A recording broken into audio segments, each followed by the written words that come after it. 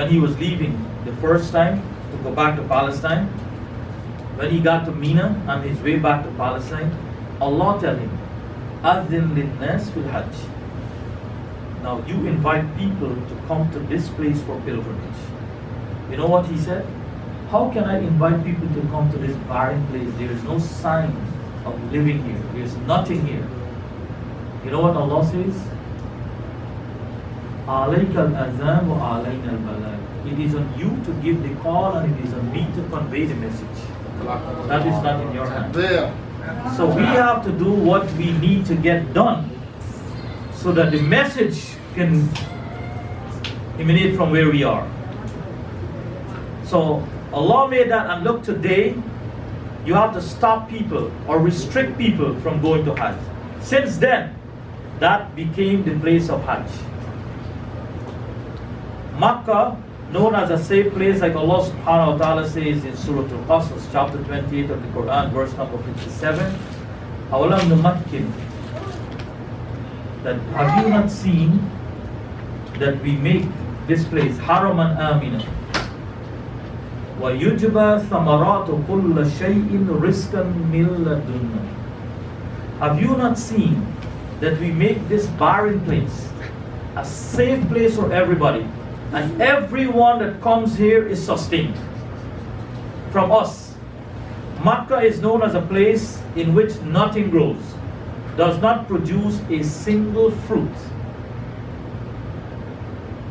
not even dates, not a single fruit. People may herd their animals on the outskirts, but it is a barren valley. And today you have millions of people going there, and I never heard of anyone saying, I suffered from starvation. They said on Friday night there were 2 million people at the Haram. You know what is it to have 2 million people in 2 square miles? The logistics of everything, that by itself is the mercy of Allah subhanahu wa ta'ala. So when Allah responded to Abraham, He responded in a grand way. He just did not give him what he asked for, protection for his family, but He gave him beyond that. And then the Prophet ﷺ repeated this verse, إِنَّهُنَّ أَدْلَلْنَ كَثِيرًا مِنَ النَّاسِ. The same dua that Abraham made, he repeated it. That verily I do not want these distractions to affect my mission. And then he reminded his Sahabas of the dua of Isa alayhi salatu wasalam. When Isa turned, and if you go to Surah Al-Ma'idah chapter 5 of the Quran, verse 118, when Isa alayhi salatu wasalam, as Allah tell us that they are your servants. In tu'adhibhum fa innahum ibadun.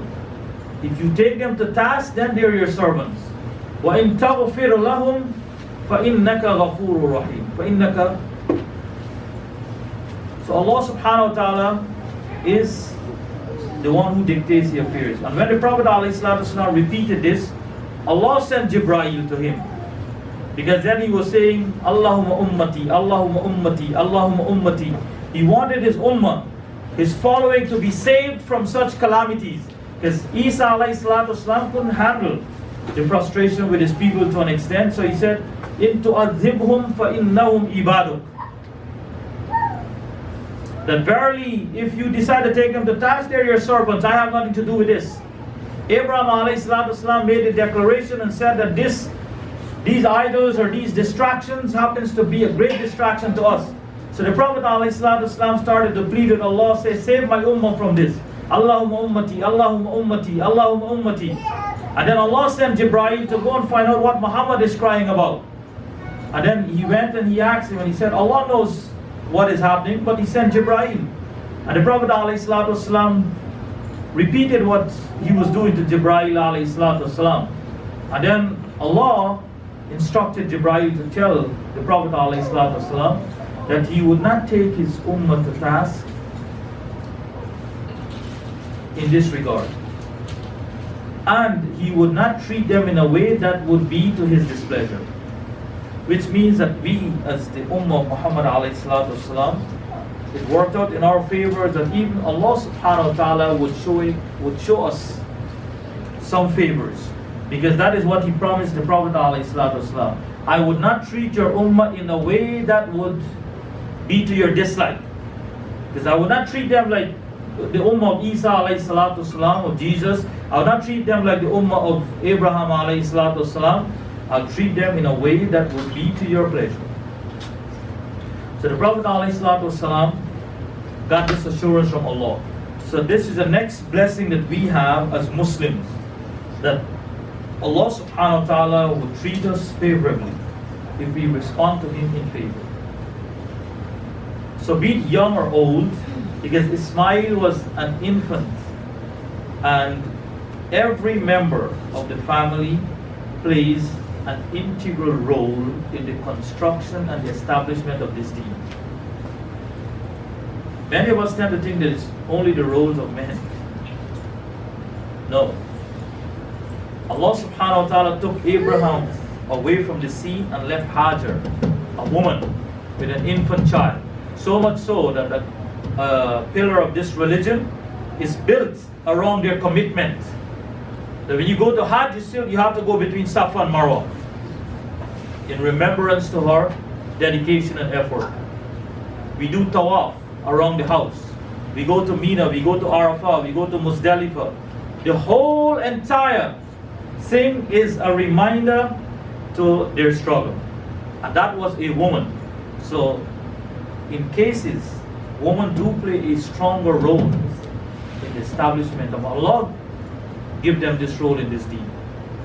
So women and sisters, you should not deny yourself this opportunity. And you should not tell yourself that you don't have a role to play. Ismail alayhi salatu wasalam, the Prophet Muhammad alayhi salatu wasalam, his lineage go back to Abraham through Ismail. Who brought up Ismail? Not his father, a woman. Who made sure that he was educated? A woman. Who made sure that he was given the things to prepare him for his mission? Was a woman. Who was the guardian of his affairs that came to make sure that things were okay with him? Who was his advisor? Who was the person guiding him? His father. Because when Abraham came back the first time to Makkah, Ismail was already married. And he met his wife. And he asked his wife, "Where is Ismail?" She said, "He's out. He's not home." So he turned and he said, "How is your affairs?" So she started to complain bitterly. "Well, we don't have this, we don't have that, and this is our situation." So Abraham said to her, "Whenever Ismail comes, just give him my salam and tell him to change his doorstep." So he left.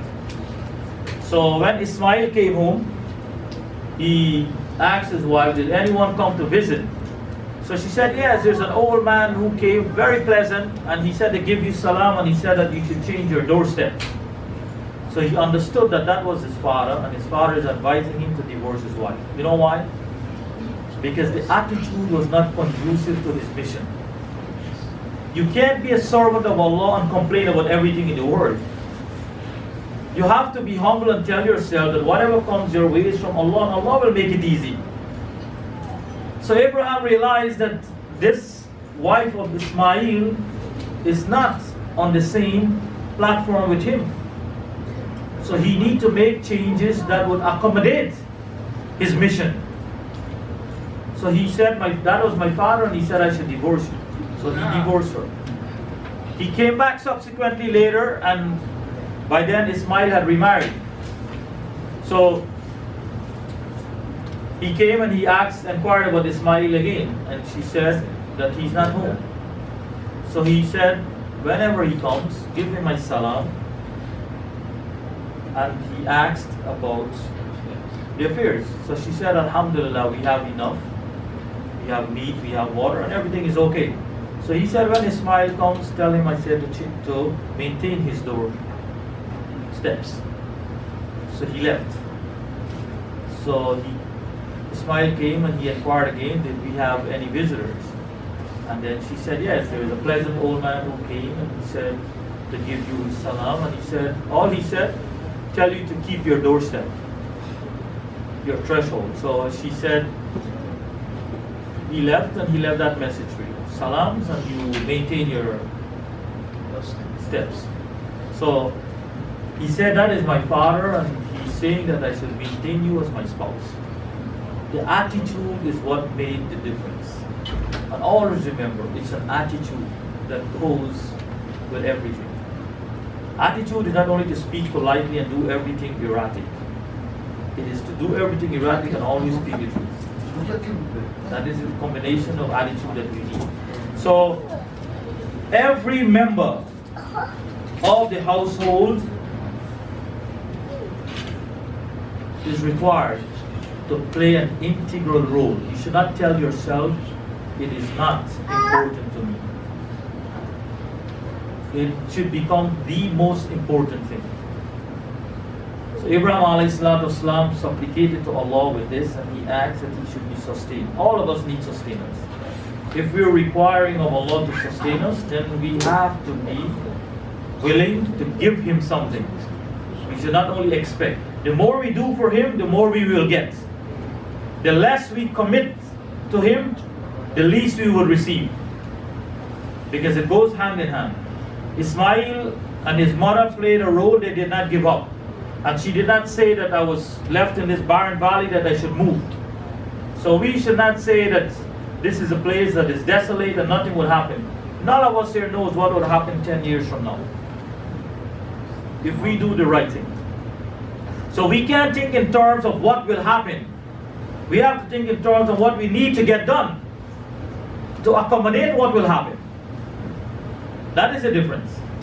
Like I said, in our neighborhood, when we moved in there, we never expected that it would turn out to be that good. But we were hoping that we were doing the right thing. We were trying to be sincere. And you know what? Alhamdulillah, everything turned out to be marvelous. And it is not credit to us, but to what Allah wants. And always remember, when you are doing something for the name or the sake of Allah, Allah is the guide, not you. If your hearts and our hearts are inclined to what Allah wants, Allah will take it and place it in the place that He needs it exactly. It is not about your dictate. So we should not feel that we acquired this here because of our effort. Allah played a role in this. Allah brought us to this particular place, to this part of the world. And we should ask ourselves sincerely, why did Allah choose this for me? There is something in it for me. And that something may be the source of my salvation. That something may be the source that I need in order to be blessed in my grave. We should not think that it is a state of denial. And I have one word of advice from reality of life. If you and I are sincere with Allah, you don't have to worry about anything. Sincerity. And do the correct thing. Do not engage in corruption. Do not engage people who are corrupt. Part of this deen is purity. Ibrahim ﷺ migrated and built everything on purity.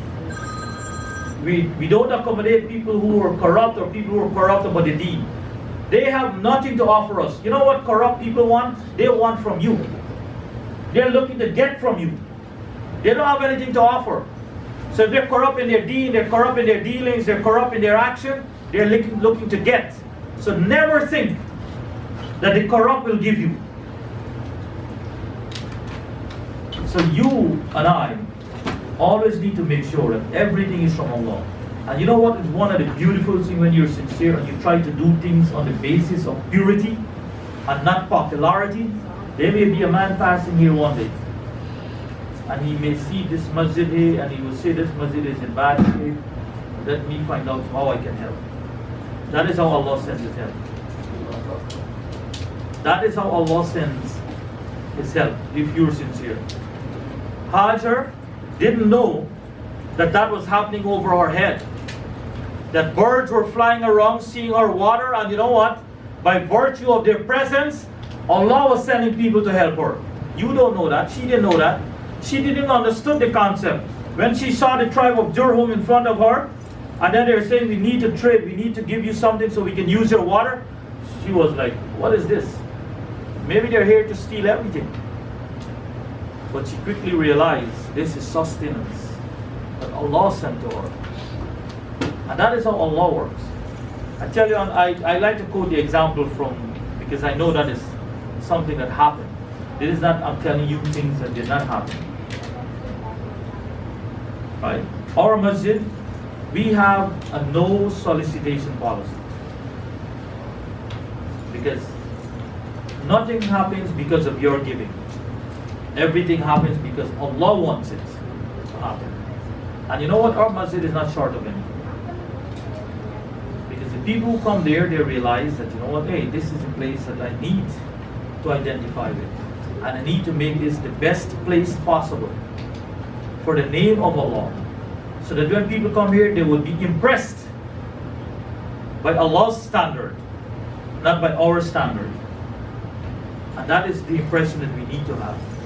And people would come up just to us and they would see something happening at the masjid and they say, brother, why you guys don't complete this thing here? So we were saying because maybe it's permit problem or whatever. And then they would say, well, we thought it was money because we were willing to pay to complete it.